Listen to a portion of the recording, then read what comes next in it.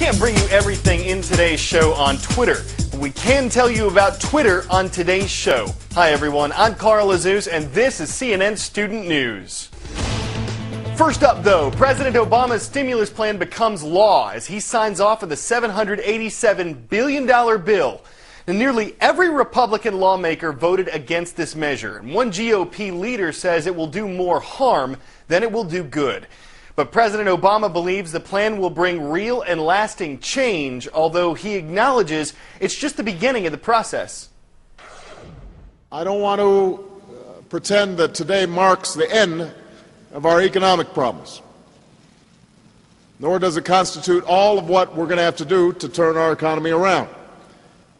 But today does mark the beginning of the end, the beginning of what we need to do to create jobs for Americans scrambling in the wake of layoffs, the beginning of what we need to do to provide relief for families worried that they won't be able to pay next month's bills, the beginning of the first steps to set our economy on a firmer foundation, paving the way to long-term growth and prosperity. All right, now we mentioned the stimulus bill's hefty price tag. The government doesn't spend all of that money in one place or even in one way.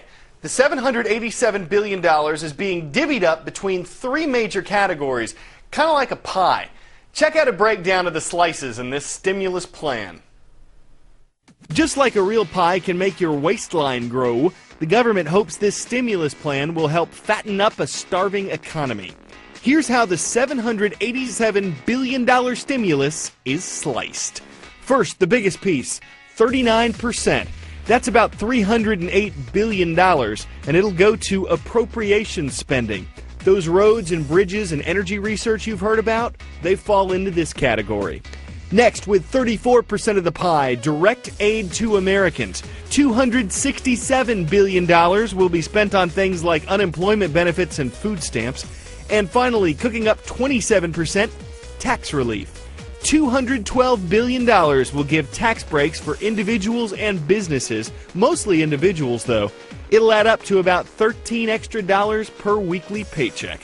And that serves up one heaping helping of stimulus. Time for the shout out. In what country would you find the city of Dubai? If you think you know it, shout it out. Is it United Arab Emirates, Qatar, Oman, or Yemen? You've got 3 seconds. Go!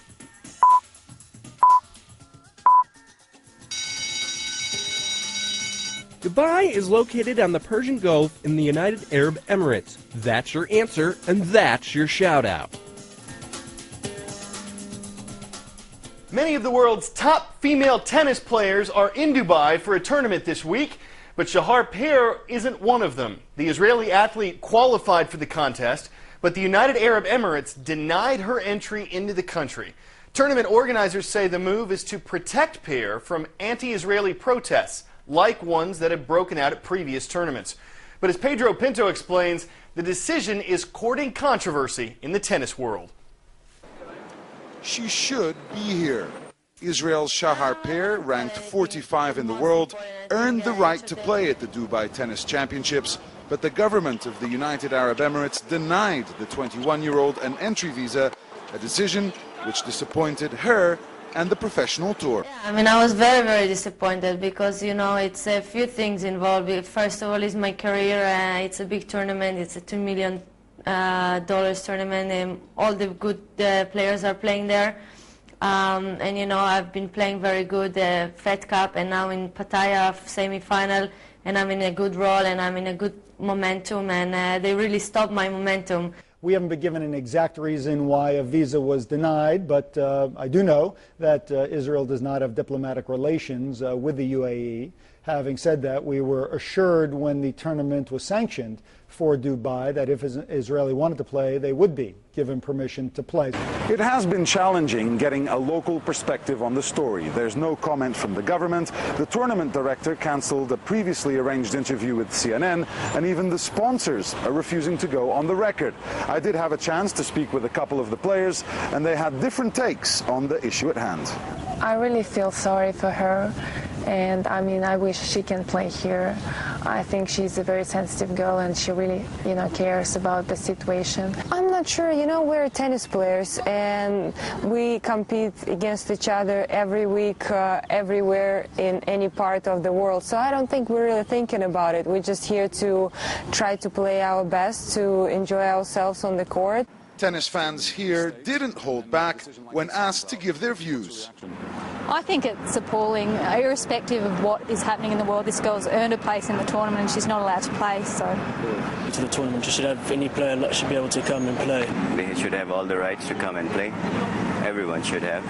For now, the show goes on, but there could be serious repercussions for the future of tennis in the UAE. WTA Tour officials will review the situation and could strip the Emirates of the right to hold professional events in the future.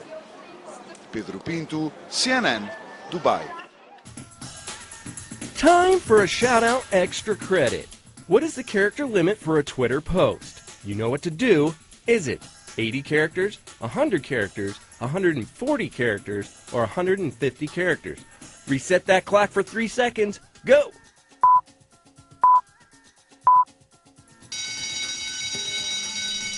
Twitter posts have to be under 140 characters. That's your answer, and that's your shout-out extra credit.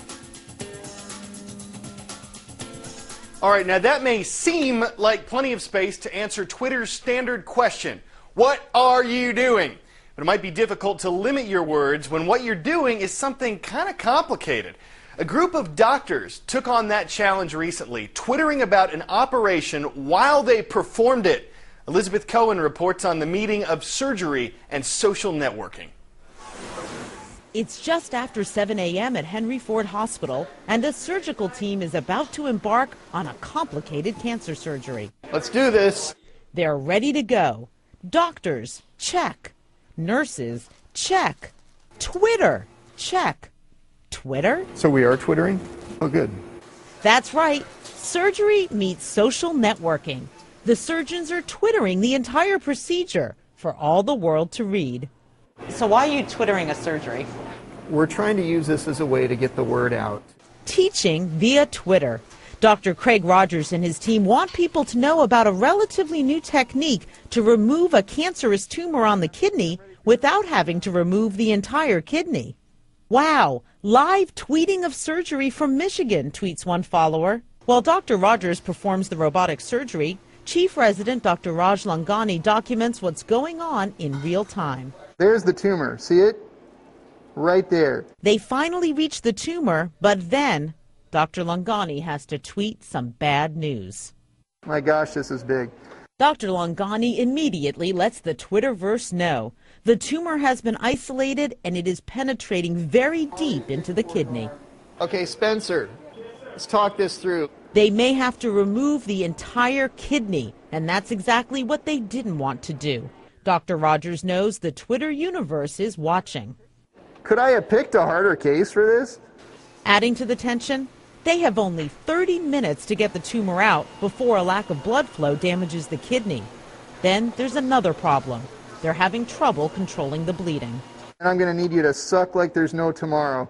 Just in the nick of time, crisis diverted. In the end, Dr. Rogers saves the whole kidney and shares the good news with the Twitterverse. Nice twittering. Elizabeth Cohen, CNN, Detroit. No doubt it's cutting edge. Now, the surgeons said they did this to inform other doctors about the new procedure. But if you were that patient, would you want someone sharing the details of your surgery on a social networking site? That is what we are talking about in our blog. Head to cnnstudentnews.com, see what I have to say about this, share your own thoughts on the issue. And before we go, an efficient answer to prolonged puckering. The sign says it all. No kissing. A British train station was getting sick of extended smoochers blocking other passengers from getting into the building, so it laid the smackdown. A quick handshake, that is all you were allowed, a handshake. Then you're on your way. And if anyone insists on locking lips to say goodbye, well, they just have to do it in a designated kissing zone, and they better not give the authorities any lip. Well, that wraps up today's edition of CNN Student News. We hope you will join us again tomorrow when we return. I'm Carl Azuz.